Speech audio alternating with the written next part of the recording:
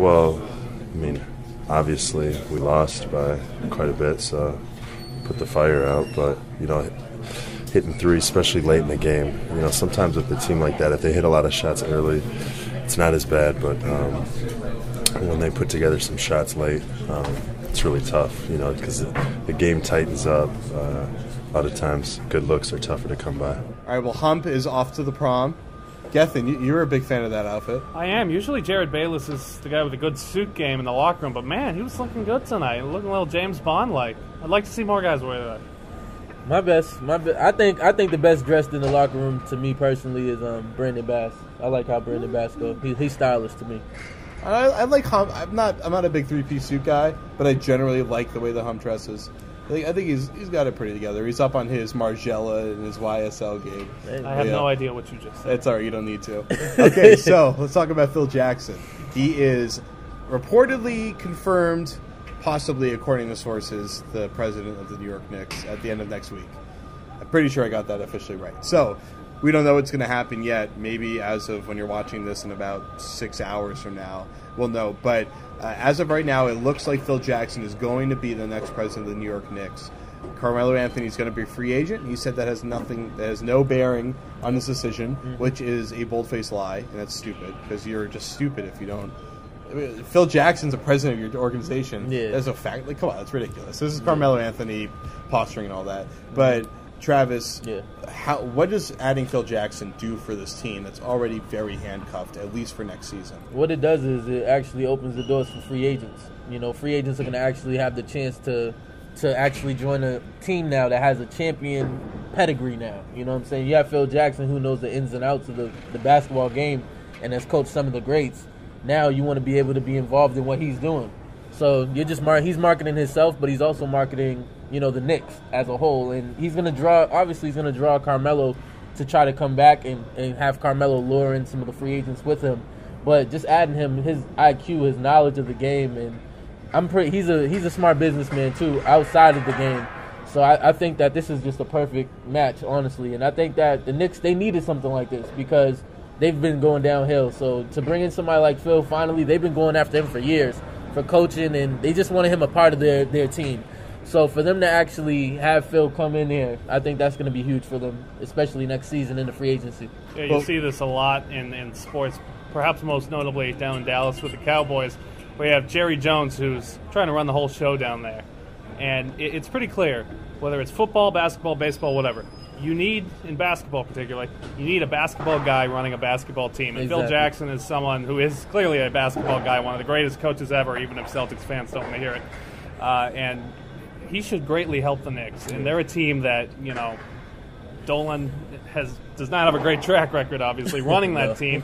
If he can successfully give the keys to Phil Jackson here and say, you know what, I'm taking a step back here, this is going to be your show at least, with a basketball operations standpoint, I think it's only a good thing for the Knicks. Yeah. Well, I mean, they had Donnie Walsh a few years back. He's Yeah. one of the best GMs of the last decade. definitely. But what is different between Jackson and Walsh? I mean, is Jackson really an upgrade over Walsh? I think Not a Jackson, direct, obviously. Walsh isn't there anymore. I think Walsh he's already set in stone what he's done. So it's time for Jackson to actually set his own legacy. But I think with the knowledge of the game that Jackson has, playing the game and actually playing for the Knicks and doing, he has ties to the organization. So I think in his heart, he wants to, turn this whole situation around for Carmelo. First of all, it is for Carmelo because he wants to see Carmelo succeed and get a championship, and he believes in Carmelo. So at the end of the day, I mean, this is a great move. You bring in some players to help the Knicks out in the free agency. That would be huge for them, especially even in some trades in the draft. Anything is possible, and with Phil Jackson there, his name already carries weight. So, Gethin, does that mean that the Knicks, even with the roster that they have, with the lack of flexibility they have, does that make them the number one coaching destination this offseason? Because Mike Whitson's not going to be there next year. Mm-hmm. You don't bring in Phil Jackson and keep Mike Whitson. You bring in Phil Jackson, you get another coach you think is going to be a great coach, whether it's bringing in someone like a Brad Stevens type, where you're bringing in a young guy that you're going to develop into a great coach, or bringing in someone that you know is going to be a great dominant coach right ahead.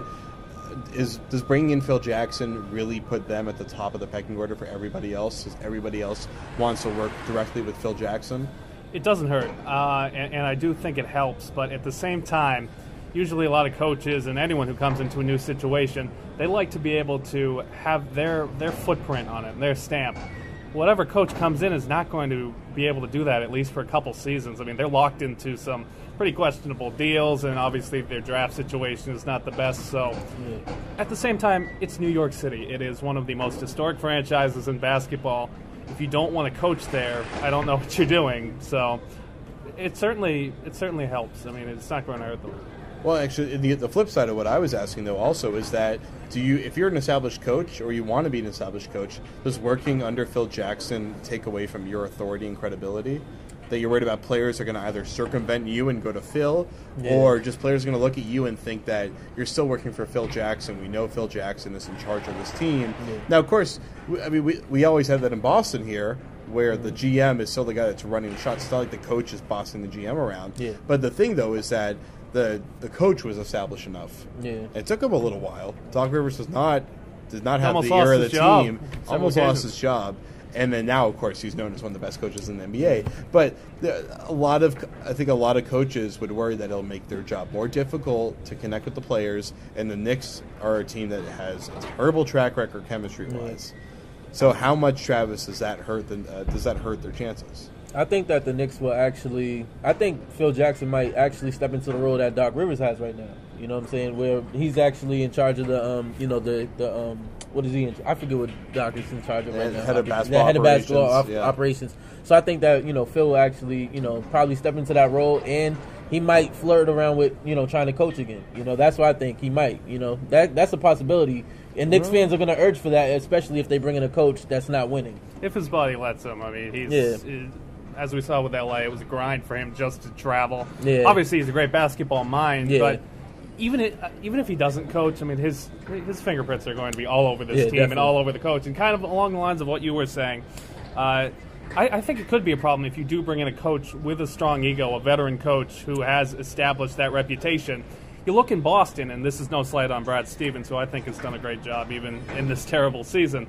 But it works with Brad Stevens because you hear him talk, people ask him about, well, what did you think about Chris Johnson? What do you think about this and this?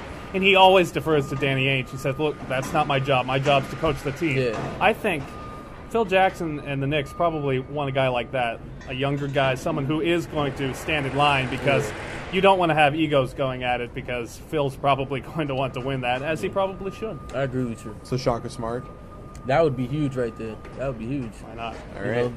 Well, next man up, I guess. We'll be back, part 3, Box and Ball Awards Ceremony. This is the Garden Report on Celtics Blog and CLNS Radio.